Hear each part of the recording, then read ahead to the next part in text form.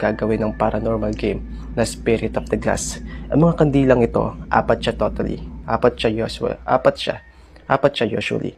Ito ang poprotekta sa atin laban sa mga masamang spirito. So, habang nakapalibot at nakasindi ang mga kandilang ito, ligtas tayo. Hindi tayo magagalaw ng mga spiritong matatawag natin. So, simulan na natin. Let's go. So, ngayon nandito ako pa rin sa apartment namin.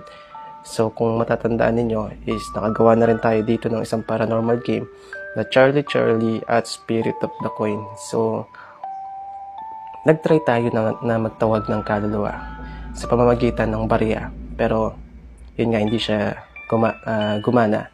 Pero hindi ibig sabihin nun na wala nang mga naninirahan dito. Hindi lang tayo sigurado.